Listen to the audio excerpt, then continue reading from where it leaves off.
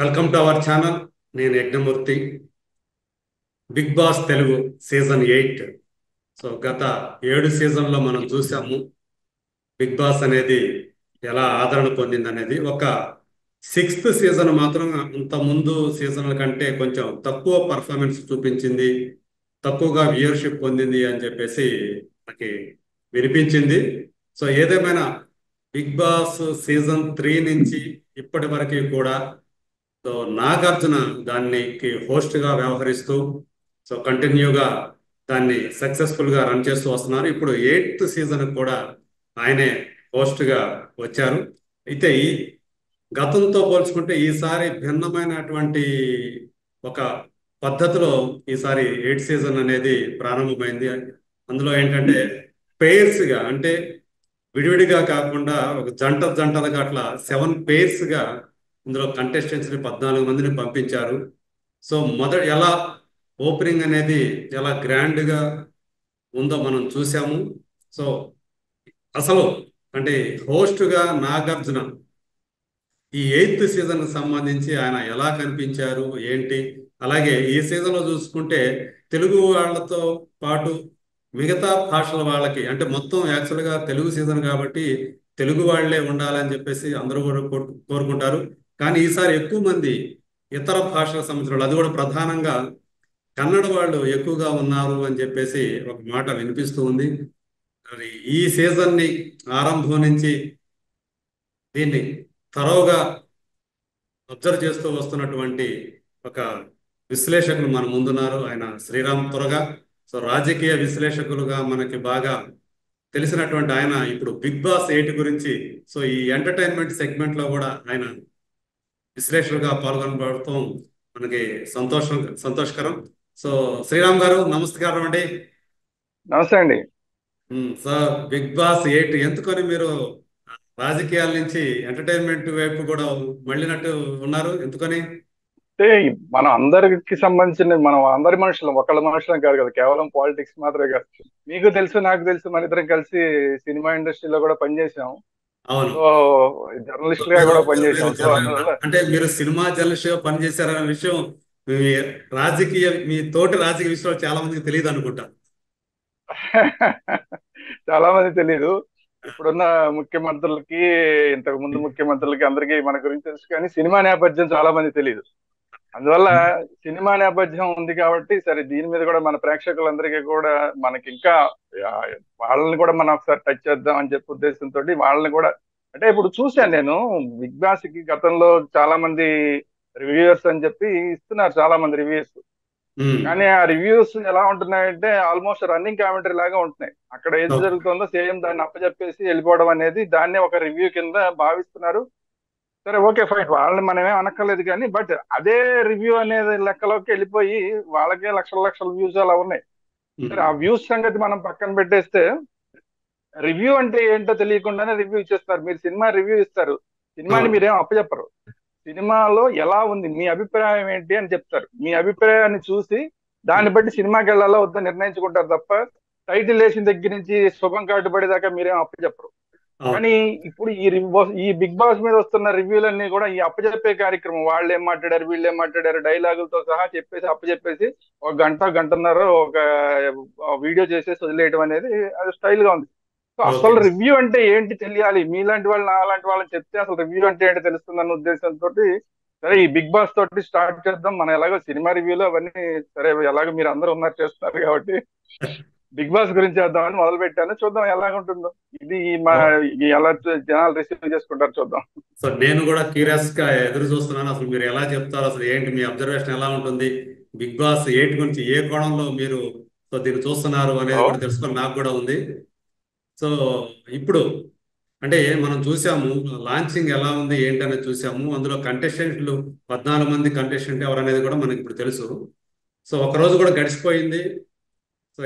అయిన తర్వాత big boss first day ఎలా ఉంది ఏంటి కంటెస్టెంట్ మధ్య, అదంతా కూడా మీరు అబ్జర్వ్ చేసే ఉంటారు.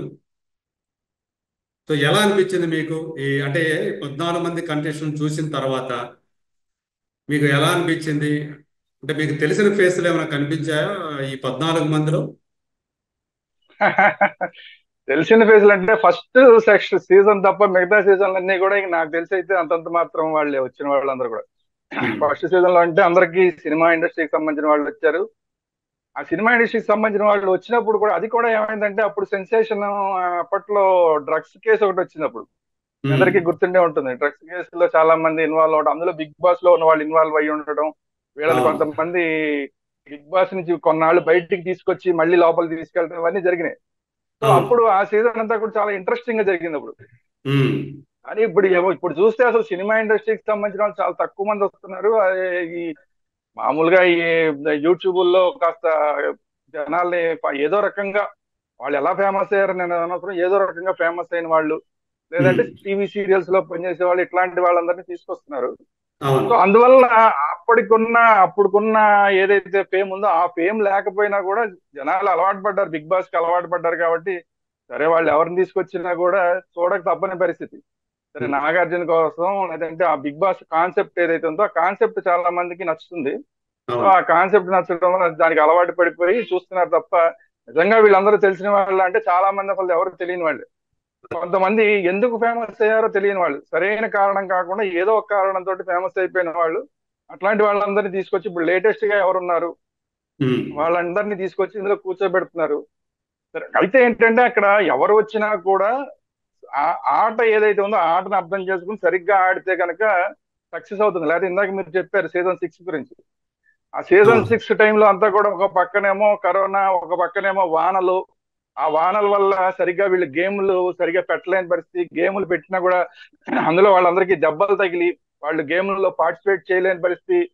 ఆ పార్టిసిపేట్ చేయడానికి వచ్చిన వాళ్ళలో కూడా చాలా మంది ఈ గేమ్ కు అనుకూలంగా కాకుండా ఏదో ఏదో వచ్చామంటే వచ్చాం, వెళ్ళామంటే వెళ్ళాం అన్నట్లాగా ఉండటం వల్ల అసలు మొత్తం ఆ సీజన్ అంతా ఎత్తిపోయింది. యాక్చువల్ గా ఈ సీజన్ కూడా అలాగే అవుతుంది అనుకున్నారు, కానీ సరే వచ్చిన కంటెస్టెంట్లు చూస్తే మాత్రం మరీ అంత ఘోరంగా ఫ్లాప్ అయ్యే అవకాశం లేదు. దానికి తోడు కొంచెం కాన్సెప్ట్లు కొంచెం చిన్న చిన్న మార్పులు చేశారు కాబట్టి సరే ఇది కొంచెం ఈ ఎవరైతే ఇందులో 14 మంది వచ్చారో ఆ 14 మంది కూడా సరిగ్గా అర్థం చేసుకుని ఆడితే ఆ గేమ్ ని కూడా, ఈ బిగ్ బాస్ అనే గేమ్ ని అర్థం చేసుకుని ఆడితే సక్సెస్ అయ్యే అవకాశం ఉంది. లేదంటే అంత పార్టిసిపెంట్ బట్టే ఉంటుంది, పార్టిసిపెంట్స్ ఎలా చేస్తున్నారు, వీళ్ళు పెట్టే గేమ్స్ కూడా సరైన గేమ్స్ పెడుతున్నారా లేదా అన్నదా ఈ రెండింటి మీద ఆధారపడి ఉంటుంది తప్ప ఈ నాగార్జున గారు ఏముంది, నాగార్జున గారు ఎవ్రీ వీకెండ్ లో వస్తారు, ఆయన ఏదో ఆయన పని ఆయన ఎప్పుడు కరెక్ట్ గా చేసుకెళ్ళిపోతాడు ఆయన. కానీ ఆయన పని చేసుకెళ్ళిపోతే కాదు కదా, మిగతా వాళ్ళందరూ బాగా ఆడితే ఈ 8 అనేది సక్సెస్ అవుతుంది. లేదంటే కనుక మీరు చెప్పినట్టు 6 లాగా అయ్యే ప్రమాదం కూడా ఉంది. ఫస్ట్ నేను మొదట కంటెస్టెంట్ ముందు నాగార్జున గారి దగ్గరికే వస్తాను. ఆయన ఒక టిపికల్ సిచ్యువేషన్, ఒక క్రిటికల్ సిచ్యువేషన్ లో ఈయన హోస్ట్ గా బాధ్యతలు స్వీకరించారు. మన అందరికీ తెలుసు. సో ఆయన యజమానిగా ఉన్నటువంటి కన్వెన్షన్ సెంటర్ ని ఇక్కడ హైడ్రా అధికారులు కూల్చివేయటం. సో దానికి సంబంధించి ఆయన చేసిన ట్వీట్లు ఏవైతే ఉన్నాయో, ఎక్స్ వేదిక చేసిన ఆయన ట్వీట్స్, నేను ఒక్క ఇంచు కూడా అందులో ఆక్యుపై చేయలేదు, చెరువు భూమిని కబ్జా చేసి ఏం కట్టలేదు అన్నట్టుగా ఆయన చేసిన ట్వీట్లు. సో దాని 3 ఎకరాల పైననే అది కబ్జా చేశారు. ఆ, చెరువు తుమ్మిడికుంట చెరువు ఫుల్ ట్యాంక్ లెవెల్ని 1 ఎకరం పైన కబ్జా చేశారు. అలాగే బఫర్ జోన్ ని 2 ఎకరాలు కబ్జా చేసి కట్టారు అని చెప్పేసి హైడ్రా అధికారి వివరణ ఇచ్చారు. అసలు ఆ కూల్చివేత అలాంటి నేపథ్యంలో అంటే ఆయన చాలా ప్రతిష్టాత్మకమైనటువంటి ఆయన వెంచర్ ఏదైతే ఉందో ఆ కన్వెన్షన్ సెంటర్ని దాన్ని కూల్చివేసిన నేపథ్యంలో ఇంకా అది పచ్చిగానే ఉంది. ఇంకా దానికి సంబంధించినటువంటి పెయిన్ ఏదైతే ఉందో ఆయన ఫీల్ అవుతాను ఉన్నారు. ఆ టైంలో దీనికి హోస్ట్గా వ్యవహరించడం, దాన్ని ప్రారంభించడం అనేది మీకు ఆయన ఫేస్లో ఏమన్నా మీకు అది కనిపించిందా? ఆ పెయిన్ ఏమన్నా కనిపించినట్టు అనిపించిందా? ఆ హుషారు, ఆ జోష్ ఇంతకుముందు ఏదైతే తను థర్డ్ నుంచి 7th వరకు చేశారో, అంటే 5 సీజన్లకి ఆయన చేశారు. సో ఆయన చాలా జోష్గానే అన్ని కూడా చేశారు. ఆయన హోస్ట్గా ఆయన ఫుల్ సక్సెస్ అయ్యారు. సో ఇప్పుడు ఈ సీజన్కి సంబంధించి ఒక క్రిటికల్ సిచ్యువేషన్లో ఆయన హోస్ట్గా బాధ్యత చేపట్టారు కదా. దీని మీద అంటే హోస్ట్గా ఆయన ఆ ప్రారంభం అనేది ఎలా అనిపించింది మీకు? అంటే తెలియకుండానే మేనేజ్ చేయగలిగారని చెప్పేసి అంటారా? 100%. ఎందుకంటే నటులు కదా, వీళ్ళందరూ నటులు కాబట్టి వాళ్ళ వ్యక్తిగత జీవితాలు వేరు, ఇది సినిమా ఇది కెమెరా ముందుకు వచ్చిన తర్వాత వాళ్ళు యాక్టింగ్ చేసే విధానం వేరు. ప్రతి నటుడికి కూడా వ్యక్తిగతంగా అనేకమైన ఇబ్బందులు ఉంటాయి. మహిళా ఆర్టిస్టులకి అయితే ఇంకా అనేకమైన ఇబ్బందులు ఉంటాయి. అవన్నీ పక్కన పెట్టి కెమెరా ముందుకు వచ్చినప్పుడు మాత్రం వాళ్ళు నటన అనేది వాళ్ళు దాంట్లో లీనమైపోతారు. ఇందులో నాగార్జున గారు, అక్కినేని నాగార్జున గారు అబ్బాయి ఎప్పటి నుంచో ఎన్నో సంవత్సరాల నుంచి కెమెరా ముందు ఉన్నారు కాబట్టి కెమెరా ముందు ఎలా ఉండాలి, కెమెరా వెనకాల ఎలా ఉండాలి అనేది ఆయన క్లియర్ గా తెలుసు కాబట్టి సో ఆ ఎఫెక్ట్ అనేది దీని మీద పడలేదు. But okay. ఏంటంటే ఆడియన్స్ మీద పడుతుంది. ఆయన ఉమ్. మీద పడినా పడకపోయినా ఆడియన్స్ మీద పడుతుంది. అదే. ఇందాక మీరే చెప్పారు, మీకు తెలుసు నాకు తెలుసు అది బఫర్ జోన్ లో ఉందా లేదా అనేది. ఆయన ఉమ్. లేదంటారు. సరే, మనం ఉమ్. ఎలాగ పొలిటికల్ అనలిస్టులం కాబట్టి ఇక అది కూడా తెలిసిన విషయం అందరికి. చూసిన వాళ్ళు ఎవరికైనా చెరువులోనే ఉందని తెలుస్తుంది. కానీ టెక్నికల్ గా ఏమవుతుందంటే ఇది ఉమ్. అనేక మంది కొంట అమ్మడం లాంటివి జరిగిన తర్వాత ఈయనకి వచ్చే పేపర్స్ లో అంత పర్ఫెక్ట్ గా కనబడుతుంది. సో అదే. అందువల్ల నేనేం చేయలేదంటారు. అంటే దీనికి ముందు వాళ్ళు ఎవరో చేసి ఉండొచ్చు, లేదంటే అధికారులు దాన్ని చేసి ఉండొచ్చు. ఉమ్. ఎవరు చేసినా కానీ టెక్నికాలిటీస్ కాదు ఇప్పుడు. అక్కడ అదే. బఫర్ జోన్ లో ఉందా లేదా, ఆ ఉమ్. బఫర్ జోన్ లో క్లిస్టల్ క్లియర్ గా ఉంది కాబట్టే దాన్ని కొట్టేయమని అంతకు ముందు కూడా ఒక కోర్టు చెప్పింది. ఉమ్. తర్వాత లేకపోతే కనుక ఈ పాటికి ఈయన కేసు వేసేవారు కదా. కేసు వేయలేదు. ఎందుకు కేసు వేయలేదు? దాని మీద నేను పోరాడతాను అంటున్నారు కానీ మొత్తం ఏం పోరాటం ఏం కనిపించట్లా. సో అవును. అందువల్ల ఏంటంటే అది బఫర్ జోన్ లో ఉన్న మాట వాస్తవం, ఆక్రమణలో ఉన్న మాట వాస్తవం దాంట్లో. అది ఉమ్. మీకు తెలుసు నాకు తెలుసు. బట్ అలాంటి వ్యక్తి అంటే ఇప్పుడు నాగార్జున వేరు, అక్కినేని నాగార్జున గారు అబ్బాయి నాగార్జున, యువ సామ్రాట్ నాగార్జున, ఆ తర్వాత లవర్ బాయ్, ఇలా ఈ నాగార్జునలు వేరు. ఈ అదే. నాగార్జున కాకుండా ఒక ఆక్రమణదారుడిగా ఉన్న నాగార్జున బిగ్ బాస్ లోకి వచ్చిన తర్వాత బిగ్ బాస్ హోస్ట్ గా ఇప్పుడు వాళ్ళకి నీతులు చెప్పాలి. అందులో ఎవరైతే 14 మంది కంటెస్టెంట్ ఉన్నారో వీళ్ళందరికీ బాగా ఆడకపోతే నువ్వు సరిగా ఆడలేదు, నువ్వు లేకపోతే అమ్మాయిల మీద నువ్వు తప్పుగా వ్యాఖ్యానం చేసావు, లేకపోతే ఇంకోటి చేసావు, ఈ నీతులన్నీ చెప్పాలి. ఒక హెడ్ మాస్టర్ లాగా ఉండాలి అక్కడ. ఓకే. కానీ ఇప్పుడు ఈ 14 మంది మైండ్ లో ఏముంటుంది ఆయన మీద? ఇప్పుడు రేపు ఉమ్. పొద్దున్న రేపు శని ఆదివారాల్లో ఆయన వస్తారు. వచ్చిన తర్వాత ఏ మణికంఠ నువ్వు అలా చేసావు, లేదంటే ఆ యష్మి కూడా నువ్వు ఇలా చేసావు అంటే వాళ్ళు పైకి అందరు కూడా ఆ నాగార్జున గారు అలాగే సార్ అన్నా కూడా లోపలే ఉంటుంది. నువ్వు చేసే పనులేం తక్కువ అన్నట్లాగే ఉంటుంది కదా లోపల. ఆ ఎఫెక్ట్ ఏమైనా పడే అవకాశం ఉంటుందా? ఇప్పుడు ఆ చూసే ఆడియన్స్ కూడా నాగార్జున గారు ఈ నీతులన్నీ చెప్తున్నప్పుడు ఆడియన్ ఎలా ఫీల్ అవుతాడు? టీవీలో చూసే ఆడియన్ ఇన్ని నీతులు చెప్తున్నావు గారు నాగార్జున గారు మీరేం చేశారండి అనేది మైండ్ లో రన్ అవుతూ ఉంటుంది కదా వెనకాల రోజు టీవీలు చూస్తున్నప్పుడు వాళ్ళకి. So okay. రోజు టీవీ చూసేవాళ్ళు ఆ పొలిటికల్ లో చూస్తారు, ఇప్పుడు ఈ బిగ్ బాస్ చూస్తారు. సో ఇప్పుడు నాగార్జున గారు వాళ్ళకి ఏమైనా శుద్ధులు చెప్పాలంటే ఆ శుద్ధులు చెప్పేదాన్ని ఎలా ఆడియన్స్ రిసీవ్ చేసుకుంటారు? ఫెమిలియర్ అంటే ఈ మధ్య కాలంలో కొంచెం మీరు కూడా మొన్ననే ఆయన ఇంటర్వ్యూ చేసినట్టున్నారు, శేఖర్ భాష. దగ్గర. ఆయన ఆ, ఆయన ఏదైతే ఏదో ఇప్పుడు కాంట్రవర్సీలో ఉన్నాడు కాబట్టి ఆయన కొంచెం తెలుసు తప్ప మిగతా వాళ్ళందరూ ఎవరు తెలుసు అంటే అభయ్ నవీన్ పెళ్లి చూపులు సినిమాలో యాక్టింగ్ చేశాడు కాబట్టి ఉమ్. అతను అభయ్ నవీన్ కొంచెం తెలుసు. ఓకే. ఆదిత్యవం గారు ఎలాగా మనకి లాహిరిలో సినిమాలో హీరోగా చేశాడు. సో అవును. ఆయన కూడా ఫెమిలియర్. సో వీళ్ళు తప్ప మిగతా వాళ్ళల్లో చూసుకుంటే కొంచెం బెజవాడ బేబక్క అన్న ఆవిడ కొంచెం ఈ మధ్య సోషల్ మీడియాలో ఆవిడ కూడా కొద్దిగా ఫేమస్ అయింది. ఆవిడ వీడియోల ద్వారా ఫేమస్ అయింది కాబట్టి అమెరికా నుంచి కొన్నాళ్ళు వీడియోలు పెట్టి తర్వాత ఇక్కడికి వచ్చాక కామెడీగా వీడియోలు పెట్టి రకరకాలుగా ఆవిడ కొద్దిగా ఫేమస్ అయింది కాబట్టి ఆవిడ తెలుసు తప్ప మిగతా వాళ్ళందరినీ చూస్తే విష్ణుప్రియ అందరికీ తెలిసిన ఫేస్. ఎందుకంటే అన్ని ఇప్పుడు ఏ ఛానల్ చూసుకున్న దూరం డాన్సర్ ఆల్మోస్ట్ గా చేసింది విష్ణుప్రియ ప్రతి అమ్మాయి, ఏదో channel. Dance videos, music videos, అవును.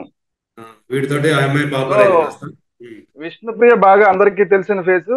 తర్వాత కిర్రాక్ సీత అని చెప్పి ఆ అమ్మాయి బేబీ అనే సినిమాలో చేసింది కాబట్టి కొంచెం తెలుసు. మిగతా వాళ్ళందరూ కూడా ఇక సీరియల్ ఆర్టిస్ట్, అది కూడా కర్ణాటకలో సీరియల్స్ చేసేవాళ్ళు, అలాంటి అవును. వాళ్ళందరినీ తీసుకొచ్చి ఇక్కడ పెట్టారు. సో అందువల్ల ఏంటంటే మిగతా వాళ్ళందరూ కూడా అంత సీరియల్స్ చూసే వాళ్ళకి తెలుస్తాయి. జనరల్ గా ఆడవాళ్ళకైతే ఏమైనా తెలుస్తారేమో తప్ప వీళ్ళు జనరల్ గా మిగతా మగవాళ్ళకి తెలిసే అవకాశం కొంచెం తక్కువ. బట్ వీళ్ళందరికీ కూడా ఏంటంటే ఉమ్. ఇన్స్టాగ్రామ్ లో మంచి రీచ్లు ఉన్నాయి, మంచి ఫాలోవర్స్ ఉన్నారు, యూట్యూబ్ లోను ఇన్స్టాగ్రామ్ లో మంచి ఫాలోవర్స్ ఉన్నారు. సో ఓకే, ఆ యాంగిల్లో ఓకే తప్ప అందరికీ తెలిసిన ఫేస్లు అంటే మిగతా వాళ్ళు ఎవరు కూడా అందరికీ తెలిసిన ఫేస్లు కాదు. ఉమ్. అదే ఇందులో చూసుకుంటే మీరు అన్నారు కదా, ఎక్కువ కన్నడ వాళ్ళు ఉన్నారు అందులో. యష్మి గౌడ్ అనే ఒక అమ్మాయి, ఈ అమ్మాయి సీరియల్స్ ద్వారానే పరిచయం మనకి. అలాగే నిఖిల్ అనే ఒక అతను, ఆ, అట్లాగే ప్రేరణ, ప్రేర ప్రేరణ అనే అమ్మాయి. ప్ర- వీళ్ళందరూ తర్వాత ఆ? పృథ్వీ కూడా అంతే. పృథ్వీ. సో చూస్తే ఇక్కడ అంతా కూడా కర్ణాటక డామినేషన్ కనిపిస్తుంది అని చెప్పేసి వస్తూ ఉంది. సో దీని మీద మీరేంటి అంటే మన తెలుగు బిగ్ బాస్ వాళ్ళకి తెలుగు వాళ్ళు అయినటువంటి కంటెస్టెంట్ దొరకలేదా, దొరక్క వాళ్ళ వైపు వెళ్ళారా? ఎందుకంటే ఇక్కడ ఇంకొక యాంగిల్ ఉంది. ఆ, ఇది మా వాళ్ళు కంటెస్ట్ చేసే వాళ్ళ వాళ్ళ ప్రోగ్రామ్ కాబట్టి, మా స్టార్ మా వాళ్ళది కాబట్టి, వాళ్ళ సీరియల్స్ లో యాక్ట్ చేసే ఆర్టిస్టుల్ని కూడా ఎక్కువ మందిని ఇన్వాల్వ్ చేస్తారు. అందులో వీళ్ళు కాస్త ఆ సీరియల్స్ చూసే వీక్షకులు ఎవరైతే ఉన్నారో వాళ్ళల్లో కాస్త పాపులర్ అయిన వాళ్ళు కాబట్టి వీళ్ళని ఛాన్సులు వాళ్ళకి ఇస్తున్నారు అనేది ఒక అభిప్రాయం ఉంది.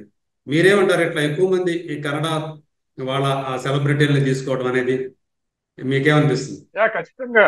ఖచ్చితంగా మీరు చెప్పిన వాస్తవం. మా టీవీలో పనిచేసే వాళ్ళు ఎక్కువ మంది ఉంటారు అనేది వాస్తవం. అందులో ఉమ్, కూడా ఈ కర్ణాటక వాళ్ళని ఎక్కువ తీసుకోవడం అంటే మరి వీళ్ళు ఏమైనా చెప్పినట్టు అంటే మన వాళ్ళు అయితే దగ్గరలో సీరియల్స్ విషయం తీసుకుంటే ఏంటంటే మన వాళ్ళని హీరోయిన్ గా తీసుకుంటే నాకు 6 అవ్వంగానే, ఈవినింగ్ 6 అవ్వంగానే నేను వెళ్ళిపోవాలి, నాకు ప్యాకప్ చేసేయండి అంటుంటారు. ఉమ్. అదే ఈ కర్ణాటక వాళ్ళని తీసుకుంటే ఏంటంటే వాళ్ళు ఇక్కడి నుంచి వచ్చేసి ఇక్కడ ఉండిపోతారు కాబట్టి వాళ్ళు రాత్రి 9 అయినా 10 అయినా సరే అలా చేస్తూనే ఉంటారు వీళ్ళంతా. సో అదే. అందుకని సీరియల్స్ వాళ్ళకి ప్రిఫరెన్స్ ఇవ్వడం వల్ల అలా కర్ణాటక వాళ్ళు ఎక్కువ మంది రావడం జరిగింది. సో వీళ్ళు మా వాళ్ళు దీన్ని కంటెస్ట్ చేస్తున్నారు దీన్ని కండక్ట్ చేస్తున్నారు కాబట్టి సో వాళ్ళని తీసుకోవడం జరిగింది. ఓకే. అయితే సమస్య ఏంటంటే వాళ్ళని తీసుకోవడం అన్న దాని వల్ల సమస్య ఏంటంటే తెలుగు వాళ్ళకి అవకాశాలు రాకుండా పోతున్నాయి. బోల్డ్ మంది తెలుగు వాళ్ళు అవకాశాల కోసం ఎదురు చూస్తున్నారు. స్టార్ మాలో ఇప్పుడు ఆ బిగ్ బాస్ అనే ప్రోగ్రాము ఎవరికి ఇష్టం ఉన్నా లేకపోయినా కూడా చాలా ప్రజాదరణ ఉన్న ప్రోగ్రామ్. సో అందులో అవును. వస్తే కాస్త ఇమ్మీడియట్ గా కొంచెం అందరికి నోన్ ఫేస్లు అవుతారు కాబట్టి దానికోసం చాలా మంది వెయిట్ చేస్తున్నారు. ఉమ్, కానీ ఈ పార్షియాలిటీ అనేది ఇక్కడే మొదలవుతాం, ఛానల్స్ తగ్గించే పార్షియాలిటీ మొదలవుతాం. ఉమ్. ఈ పార్షియాలిటీ అనేది ఇప్పుడు కర్ణాటక వాళ్ళు ఇప్పుడు వాళ్ళ దగ్గరికి వచ్చేసరికి వాళ్ళు నలుగురు వచ్చారు. ఆ నలుగురు ఇప్పుడు ఒక గ్రూప్ గా అయిపోయి వాళ్ళు గ్రూప్ గా చేస్తున్నారు. సో అవును. ఒక ఇప్పుడు నేను గ్రూపిజం నేను కూడా అనేది ఆల్రెడీ ఉంటది. ఒక వీడియో నేను ఆల్రెడీ ఇప్పుడు ఒక వీడియో పెట్టడం జరిగింది, కర్ణాటక డామినేషన్ అని చెప్పి కూడా వీడియో పెట్టడం జరిగింది. సో అంటే ఉమ్, వాళ్ళు అక్కడికి వచ్చిన తర్వాత వాళ్ళు ముందు డామినేషన్, మిగతా వాళ్ళందరినీ పక్క తప్పించి అందరూ ఇప్పుడు మనకి స్టేజ్ మీద చూస్తే అసలు ఎవరు ఒకరికొకరు పరిచయం లేనట్టు చాలా బాగా నటించారు నాగార్జున గారి దగ్గర. కానీ ఉమ్. వీళ్ళందరూ ఒకరికొకరు పరిచయాలు ఉన్న వాళ్ళే. ఈ ఓకే. మా సీరియల్స్ ద్వారా అందరూ పరిచయమే. వీళ్ళు కాకుండా కన్నడ బిగ్ బాస్ లేదంటే చిన్న అక్కడ కన్నడలో ప్రోగ్రామ్స్ లో కూడా వీళ్ళు పార్టిసిపేట్ చేస్తుంటారు, అందరూ కలిసి పార్టిసిపేట్ చేస్తారు.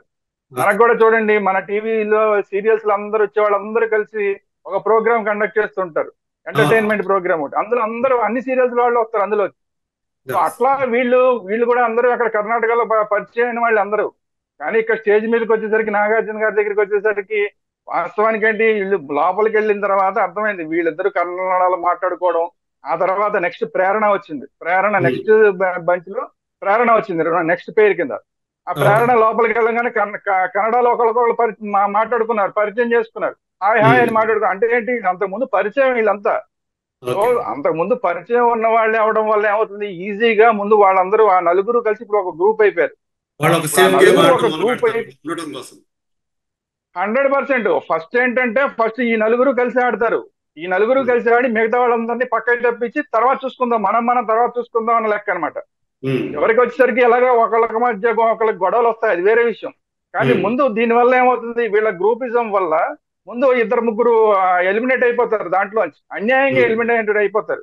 అదే అదే. ఎందుకు మొన్న అనిల్ రావిపూడి మొన్న వచ్చాడు, ఫస్ట్ రోజు అనిల్ రావిపూడి వచ్చి లోపలికి వెళ్ళి చిన్న టాస్క్ లాగా పెట్టి ఇప్పుడు ఈ ఒక నలుగురిని చూపించి ఈ నలుగురిలో నేను ఒకళ్ళని బయట తీసుకెళ్లిపోతాను, లాటరీ ద్వారా ఇంకోళ్ళు వస్తారు, వీళ్ళలో ఒకళ్ళు నామినేట్ చేయండి అనగానే మణికంఠన్ నామినేట్ చేశారు. మణికంఠన్ అవును. నామినేట్ చేసిన వాళ్ళు ఎక్కువ మంది ఎవరు కన్నడ వాళ్ళే. ఈ కన్నడ వాళ్ళు నలుగురు నామినేట్ చేసినట్టున్నారు. అంటే అదే ఇక్కడ అనిల్ రావుపూడి వచ్చి ఒక గొడవను సృష్టించి వెళ్ళాడు. వాళ్ళ వాళ్ళ మధ్య అందరి మధ్య ఒక గొడవను సృష్టించి వెళ్ళాడు అనిపించిందా? 100% టాస్కే అది కదా, అతని అదే. టాస్కే అది.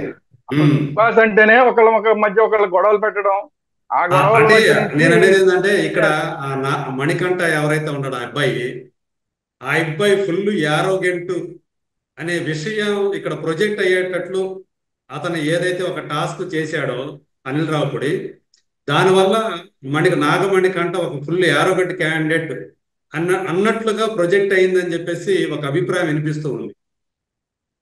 ఎందుకంటే అందరూ మూవీ. యాక్చువల్ గా యాక్చువల్ గా నాగమంటి కంటని మనందరికీ నాగార్జున గారు ఇంట్రడ్యూస్ చేసిన విధానం గాని అతని ఏవి గాని చూస్తే సింపతి క్యారెక్టర్ కింద అతను ఇంట్రడ్యూస్ చేశారు. అవును, అందరికి కూడా సింపతి వచ్చింది. ఆ ఆ సింపతి వచ్చేలాగా ఇతన్ని ఇంట్రడ్యూస్ చేశారు. ఏదో వాళ్ళ నాన్నగారు చిన్నప్పుడే చనిపోయారు, సరే వాళ్ళ అమ్మగారు మళ్ళీ వెంటనే మళ్ళీ రెండో పెళ్లి చేసుకున్నారు. ఆ రెండో పెళ్లి ద్వారా వచ్చిన స్టెప్ ఫాదర్ ఎవరైతే ఉన్నారో అతనికి ఇతనికి పడలేదు, చిన్నప్పటి నుంచి పడలేదు. సో అందువల్ల వాళ్ళ అమ్మగారికి ఏమో మళ్ళీ క్యాన్సర్ వచ్చి చనిపోవడం వల్ల ఆవిడ చనిపోయిన వెంటనే ఇంట్లోంచి బయటకు వచ్చేసాడు ఇతను. అవును. బయటకు వచ్చి సరే ఏదో పెళ్లి చేసుకున్నాడు, పెళ్లి చేసుకుని అమెరికా వెళ్తే ఆ భార్యకి ఇతనికి పడలేదు, కూతురు పుట్టింది, కూతురుని కూడా వదిలేసి రావాల్సి వచ్చింది. ఇతని జీవితం అంతా కష్టాలే అని చూపించారు. అది చూపించిన తర్వాత అమ్మాయి కూతురుగా పుట్టిందని అనుకున్నాను కూడా చెప్పాడు కదా. అమ్మాయి కూతురుగా పుట్టింది అనుకున్న వాడికి ఇప్పుడు అక్కడి నుంచి వచ్చేయాల్సి రావడం, అమెరికా నుంచి బలవంతాన కూతుర్ని కూడా వదిలేసి వచ్చేయాల్సి రావడం. అబ్బాయి ఇన్ని కష్టాల ఒక మనిషికి అనుకున్న టైంలో అనిల్ రావిపూడి గారు ఈ టార్గెట్ పెట్టడం వల్ల అంటే ఇవందరూ కూడా వాళ్ళు చేసింది ఏంటంటే వాళ్ళందరికీ కూడా యాక్చువల్ గా అప్పటికి ఇంత సీన్ ఏవి కానీ ఇవన్నీ కానీ లోపల ఉన్న వాళ్ళకి తెలియవు. ఎందుకంటే వాళ్ళు కర్ణాటక వాళ్ళు లేదా సీరియల్లో ఉన్న వాళ్ళు, ఇతను పెద్దగా సీరియల్ చేసిన మనిషి కూడా కాదు. వాళ్ళకి ఈజీ ఏంటంటే వాళ్ళు అక్కడ టార్గెట్ చేసింది దేనికంటే మిగతా వాళ్ళందరూ నోన్ ఫేసులు. ఇందాక మీరు అడిగారు కదా మీకు ఎవరెవరు తెలుసు అని, అలాగే నేను కొన్ని ఫేసులు చెప్పాను. ఈ సీరియల్స్ వాళ్ళందరికీ కూడా ఆ సీరియల్ ఫేసులు కొంతమంది తెలుసు. వీళ్ళకేమో పబ్లిసిటీ ఉంది, వెనకాల ఫ్యాన్ ఫాలోయింగ్ అని తెలుసు. ఈ మణికంఠ లాంటి వాళ్ళు అసలు ఎవరో కూడా ఎవరికి తెలియదు. సో ఇతనికి పెద్దగా ఫ్యాన్ ఫాలోయింగ్ కూడా లేదు. ఇన్స్టాగ్రామ్ లో కానీ యూట్యూబ్ లో కానీ పెద్ద ఫ్యాన్ ఫాలోయింగ్ లేదు. వాళ్ళు టార్గెట్ చేసింది దేనికంటే ఇలాంటి వాడిని బయటికి పంపిస్తే మన మీద ఏం పెద్ద నెగిటివిటీ రాదు. అదే ఇప్పుడు ఆదిత్యవం గారిని బయటికి పంపించారు అనుకోండి, అంటే ఆదిత్యవం గారిని బయటికి పంపించారు వీళ్ళు అన్యాయం, కానీ వీళ్ళ మీద నెగిటివిటీ వచ్చే అవకాశం ఉంటుంది. సో ఆ ఛాన్స్ కూడా తీసుకోకుండా ఇది గేమ్ అని తెలిసినా కూడా ఆ గేమ్ లో కూడా వాళ్ళు ఎంత తక్కువ నష్టం జరిగే విధంగా చూసి ఇతను ఎవరికి పెద్దగా తెలిసిన క్యాండిడేట్ కాదని చెప్పి అతన్ని బయటికి పంపించే ప్లాన్ చేశారు. ఆ ప్లాన్ చేసింది కూడా ఇనిషియేటివ్ తీసుకుంది కర్ణాటక బ్యాచ్. అక్కడి నుంచే మొదలైంది కర్ణాటక బ్యాచ్ డామినేషన్ అనేది. అక్కడి నుంచే ప్రారంభమైంది. ఒకళ్ళు కర్ణాటక వాళ్ళు ఈ మణికంఠ అనగానే మిగతా కర్ణాటక వాళ్ళందరూ కూడా ఆ మణికంఠ అని ఇస్తారు. ఈ ఈ కన్నడ డామినేషన్ ని నాగార్జున గారు ఏమన్నా అడ్డుకునే ప్రయత్నం ఏమైనా చేస్తారా రాబోయే రోజుల్లో? చెయ్యాలి, చెయ్యకపోతే ప్రాబ్లం అవుతుంది. చెయ్యకపోతే ఏంటంటే ఈ మిగతా వాళ్ళకి నష్టం జరుగుతుంది. ఎందుకంటే వాళ్ళు ఆల్రెడీ గ్రూప్ అవుతున్నారు. కానీ ఇప్పుడు ఉన్న వాళ్ళని చూస్తే వాళ్ళేం తొందరగా ఒక ఒక 2-3 వారాల్లో వెళ్ళిపోయే వాళ్ళు ఎవరు కాదు. ఆ కర్ణాటక వాళ్ళందరూ కూడా వాళ్ళకున్న ఫ్యాన్ ఫాలోయింగ్ ని బట్టి చూస్తే కనీసం 5-6 వారాలు మినిమం ఉంటారు వాళ్ళల్లో ప్రతి ఒక్కళ్ళు కూడా. సో అట్లాంటి పరిస్థితుల్లో కొంతమంది అన్యాయంగా ఎలిమినేట్ అయ్యే అవకాశం ఉంది. తర్వాత ఈ కర్ణాటక గ్రూప్ ది నిన్న జరిగిన ఎపిసోడ్ లో కూడా ఎవరికి నిఖిల్ కి అవకాశం వచ్చింది. మూడో ఒక లీడర్ ని సెలెక్ట్ చేసే అవకాశం నిఖిల్ కి వచ్చింది. నిఖిల్ కి వచ్చినప్పుడు నిఖిల్ పక్కనున్న అమ్మాయిని కూడా నైనికాని ఇన్ఫ్లుయెన్స్ చేసి మనం ఎవరైతే యష్మి గౌడ ఉందో యష్మి గౌడ అని తీసుకుందాం మూడో లీడర్ గా అని చెప్పి ఆ అమ్మాయిని ప్రపోజ్ చేశారు. మిగతా వాళ్ళందరినీ అంటే శేఖర్ భాషని పక్కన పెట్టేసి, బేబక్కని పక్కన పెట్టేసి, ఇంకొక అతను ఆఫ్రీదీని పక్కన పెట్టేసి, ఇట్లా వీళ్ళందరినీ పక్కన పెట్టి యష్మి గౌడ వైపు ఎందుకు మొగ్గాడు అతను? కేవలం కర్ణాటక ఇన్ఫ్లుయెన్స్. నేను కర్ణాటక, నువ్వు కర్ణాటక, నువ్వు తినాలి నాకు తినాలి, ఈ తెనాలి ఫీలింగ్ అనేది క్లియర్ గా కనబడుతుంది అక్కడ. సో అందువల్ల ఏంటంటే దీన్ని కట్ చేయాల్సిన బాధ్యత ఖచ్చితంగా ఇప్పుడు ఇమీడియట్ గా కట్ చేయాల్సిన బాధ్యత మీదే ఉంది. అదే తర్వాత ఇప్పుడు చూసారు ఫస్ట్ నిన్ననే నామినేషన్స్ అనేవి మొదలైపోయాయి అని చెప్పేసి. సో ఈ ఫస్ట్ వీక్ మీ దృష్టిలో ఈ ఫస్ట్ వీక్ ఎలిమినేషన్ గురయ్యేది ఎవరవుతారు అనుకుంటున్నారు మీరు? నామినేషన్ ఇవాళ వస్తుంది. ఆ ఎపిసోడ్ ఆల్రెడీ అయిపోయింది, అది షూటింగ్ అయిపోయింది. ఇవాళ మనకి టెలికాస్ట్ అవడం ఇవాళ టెలికాస్ట్ అవుతుంది. సో ఇవాళ 9:30కి తెలుస్తుంది ఎవరెవరు నామినేట్ అయ్యారు అని చెప్పి. బట్ ఎవరు నామినేట్ అయ్యారు అంటే చెప్పండి. ఎవరు నామినేట్ అయ్యే అవకాశం ఉందంటే కూడా అందరూ ఒకళ్ళనొకళ్ళు నామినేట్ చేసే అవకాశం ఉంది. బట్ చూస్తే కర్ణాటక వాళ్ళని నామినేట్ చేసే అవకాశాలు తక్కువగా కనబడుతున్నాయి. అంటే ఈ నలుగురులో వాళ్ళకి కాకుండా వేరే వాళ్ళని నామినేట్ చేసే అవకాశాలు ఎక్కువ కనబడుతున్నాయి. అందులో కూడా మళ్ళీ మణికంఠని టార్గెట్ చేసే అవకాశాలు క్లిష్టల్గా కనబడుతున్నాయి. మణికంఠ ఇందాక నేను చెప్పాను, మణికంఠకి ఇతన్ని నామినేట్ చేసినా కూడా పెద్దగా వాళ్ళకి తర్వాత వేరే వాళ్ళు అంటే ఆడియన్స్ ద్వారా వ్యతిరేకత పెద్దగా వచ్చే అవకాశం లేదు. సో అందువల్ల అందరూ కూడా మణికంఠని టార్గెట్ చేసే అవకాశం ఉంది. తర్వాత నిన్న ఆటలు ఆడిన దాన్ని బట్టి చూస్తే బేబక్క కొంచెం అనుకున్నంత బాగా ఆడట్లా. అంటే ఆ అమ్మాయి ఆవిడ పర్సనాలిటీని బట్టి అంత యాక్టివ్ గా లేదు. తర్వాత కిచెన్ దగ్గర కూడా గొడవలు వచ్చినాయి. ఆ కిచెన్ దగ్గర గొడవలప్పుడు కూడా నిన్నటి గొడవలు తర్వాత ఈ రోజు ఇచ్చిన ప్రోమోలో చూస్తే కూడా కిచెన్ దగ్గర బేబక్క వల్ల కొన్ని గొడవలు వస్తున్నాయి. సో ఆ ఓకే. గొడవల వల్ల ఏంటంటే కిచెన్ దగ్గర ఎప్పుడైతే గొడవలు వచ్చినాయో అందరూ కూడా కిచెన్ లో ఉన్న వాళ్ళు టార్గెట్ చేస్తారు. సో ఎందుకంటే అందరికి ఫుడ్ తోటి లింక్ కదా, అందరికి ఫుడ్ తోటి లింక్ కాబట్టి కరెక్ట్. So correct. బేబక్క ఇవాళ టార్గెట్ అయ్యే అవకాశం ఉంది. వీక్ గా ఉన్న అంటే గతంలో క్యాండిడేట్ గా. చూసుకుంటే మనం రీసెంట్ గా చూసుకుంటే ఎక్కువగా ఫస్ట్ వీక్ ఎలిమినేషన్ కు గురైన వాళ్ళకు కూడా సీనియర్స్ ఎక్కువగా ఉన్నారని చెప్పేసి ఒక చార్ట్ ఒకటి బయటకు వచ్చి, ఒక గ్రాఫ్ బయటకు వచ్చింది. అందులో ఏంటంటే సింగర్ కల్పన ఒకసారి, ఒకసారి షకీల, ఒకసారి యాక్టర్ హేమ. సో వీళ్ళందరూ కూడా సీనియర్స్. సో ఫస్ట్ వీకే వీళ్ళందరూ కూడా ఎలిమినేషన్ గురై బయటకు వచ్చేసారు. సో ఆ లెక్కను చూసుకుంటే ఇప్పుడు కూడా బేబక్క వీళ్ళలో సీనియర్ కాబట్టి ఎక్కువ మంది ఆమెని నామినేట్ చేస్తారు, ఆమె ఎలిమినేషన్ గురవుతుంది అనేది ఇప్పుడు మనకు సోషల్ మీడియాలో కనిపిస్తున్నటువంటి ఒక ప్రధానమైనటువంటి అంశంగా కనిపిస్తుంది. మీరేమంటారు? బేబక్క ఎలిమినేషన్ గురే అవకాశాలు ఎక్కువ ఉన్నాయంటారా? అదే అదే చెప్తున్నా, అందుకనే చెప్తున్నా. ఓటింగ్ ప్యాటర్న్ కదా, తర్వాత ఫైనల్ గా వచ్చేసరికి ఓటింగ్ ప్యాటర్న్ బేబక్కకి ఓటింగ్ ప్యాటర్న్ ఎలా ఉంటుంది, ఎందుకంటే ఆవిడకి ఇన్స్టాగ్రామ్ లో కానీ మిగతా వాటిలో ఉన్న వాటితో చూస్తే మణికంఠకి చాలా తక్కువగా ఉంది. So okay. బేబక్క ఫ్యాన్స్ ఓట్లు వేస్తారా వేయరా? ఓకే. బేబక్కకు ఉన్న ఫ్యాన్స్ ఓట్లేసి యాస్టీజ్ గా ఓట్లేసి మణికంఠకు ఉన్న ఈ రోజు ఉన్న ఫ్యాన్స్ యాస్టీజ్ గా ఓట్లేస్తే మణికంఠే ఎలిమినేట్ అయ్యే అవకాశం ఉంది. ఓకే. కానీ మీరు చెప్పినట్టు వీళ్ళందరూ టార్గెట్ చేసేది మాత్రం బేబక్కని టార్గెట్ చేస్తారు. కాదే మీరు ఇందాక చెప్పిన మామూలుగా జనరల్ గా ఎక్కువ ఎంటర్టైన్మెంట్ ఇవ్వలేదు. ఇంతకు ముందు వాళ్ళందరూ సీనియర్స్ మీరు ఎవరైతే చెప్పారో హేమ కూడా చూసుకోండి. హేమకి బయట సినిమాల్లో పరంగా ఉన్న ఆ అమ్మాయి కమేడియన్ గా అనుకున్న ఆమె పోర్ట్రేట్ అయిన విధానం వేరు. కానీ బిగ్ బాస్ లోకి వెళ్ళిన తర్వాత అమ్మాయి పోర్ట్రేట్ అయిన విధానం వేరు. గయ్యాళ్ళలాగా పోర్ట్రేట్ అయిపోయింది అక్కడికి వెళ్ళిన తర్వాత. అదే. సో ఆ గయ్యాళ్ళలాగా ఏదైతే పోర్ట్రేట్ అయిందో కమేడియన్ అనుకున్న అమ్మాయి గయ్యాళ్ళలాగా పోర్ట్రేట్ అయ్యేసరికి అమ్మాయిని పక్కన పెట్టేశారు. అట్లాగా మిగతా వాళ్ళు ఎవరైనా చూస్తే ఎవరైతే యాక్టివ్ గా లేరో ఆ యాక్టివ్ గా లేని వాళ్ళని ఖచ్చితంగా ఇప్పుడు కూడా బేబక్క విషయంలో కూడా ఈ యాక్టివిజం లేకపోవడం అనేది కొంచెం ప్రాబ్లం అయ్యే అవకాశం. ఎందుకంటే అమ్మాయి ఆవిడ పర్సనాలిటీ పరంగా నిన్న ఒక గేమ్ చూస్తే అందులో పెద్ద యాక్టివ్ గా లేదు. ఇవాళ అందరికీ టార్గెట్ అయ్యే వాళ్ళలో అమ్మాయి ఎక్కువ టార్గెట్ అయ్యే అవకాశం ఉంది.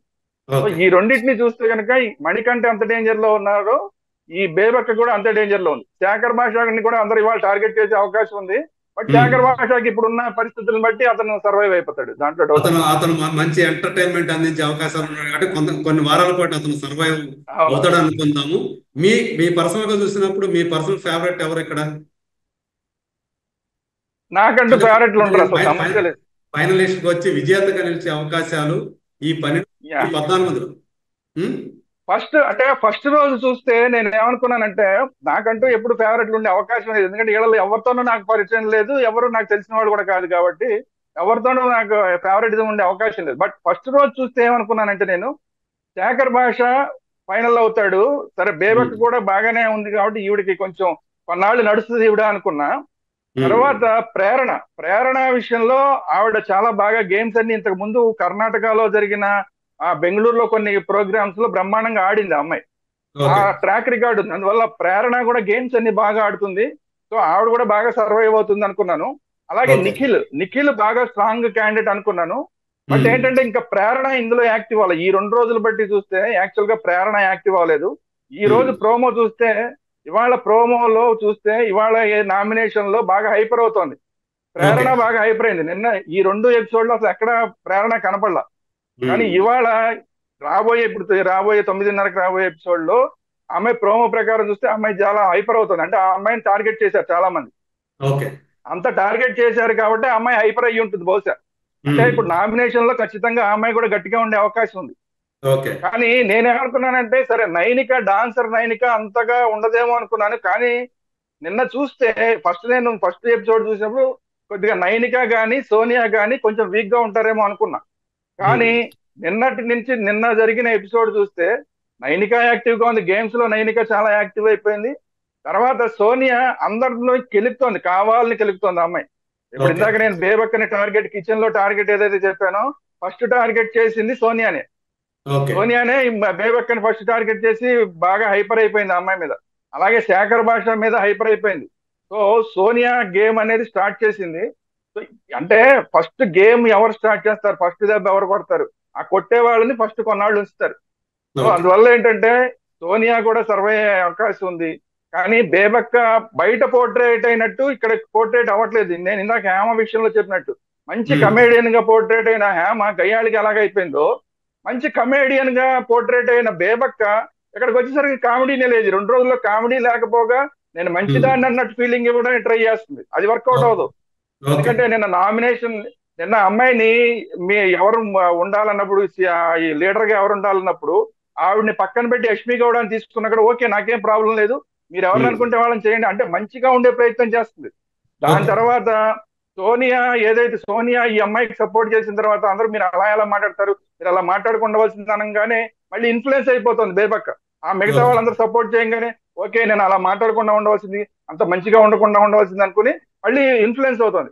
సో ఇవన్నీ కూడా ఇన్ఫ్లుయెన్స్ అవడం, వేరే వాళ్ళు చెప్పిన మాటలకి ఇన్ఫ్లుయెన్స్ అవడం, కానీ తను ఏదైతే బయట పోర్ట్రేట్ అయిందో ఆ పోర్ట్రేట్ అవ్వకుండా వేరే క్యారెక్టర్ ని ఇక్కడ చూపించడం, కానీ ఇలాంటివన్నీ కూడా కన్ఫ్యూజన్ వస్తుంది ఆడియన్స్. ఓకే. కన్ఫ్యూజన్ వస్తే ఈవిడ పెద్దగా ఇమ్మీడియట్ గా ఆవిడ మీద నెగిటివ్ ఎఫెక్ట్ పడుతుంది ఆడియన్స్ లో.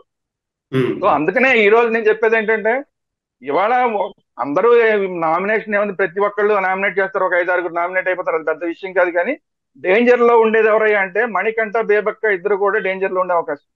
Okay. Thank you so much. చూద్దాం అసలు. అంటే ఇప్పుడే గేమ్ అనేది ఇప్పుడే మొదలైంది కాబట్టి రాబోయే రోజుల్లో ఈ గేమ్ ఎన్ని రసవత్తరమైనటువంటి ట్విస్టులు తీసుకుంటుందో ఏంటో చూడాలి. అసలు అంటే చాలా మంది మనం చూస్తే గతంలో కూడా ఎవరు ఊహించినటువంటి పల్లవి ప్రశాంత్ విజేతగా నిలిచాడు last time. So Shivaji actual గా చాలా మంది శివాజీకి చాలా ఫేవర్ గా ఉన్నారు. ఆయన చాలా బాగా గేమ్స్ ఆడాడు. ఖచ్చితంగా తను విన్నర్ అయ్యే అవకాశాలు ఉన్నాయి అన్న టైంలో అనూహ్యంగా పల్లవి ప్రశాంత్ విన్నర్ గా నిలిచి సో చాలా మందిని ఆశ్చర్యపరిచాడు. అంటే ఇది కొంత ఇది స్క్రిప్టెడ్ అనేది కూడా కొంత అనుమానాలకు తావిచ్చింది, అలా విమర్శలకు తావిచ్చింది. ఈసారి మరి ఎలాంటి రాబోయే రోజుల్లో ఈ ట్విస్టులకి జనం నుంచి ఎలాంటి స్పందన వస్తుందో, ఎలాంటి విమర్శలు వస్తాయో, సో ఎలా స్వాగతిస్తారో జనాలు చూద్దాం. Thank you so much Sriram garu. మళ్ళీ మనం త్వరలో థ్యాంక్ యూ. కలుసుకుందాము. Thank you.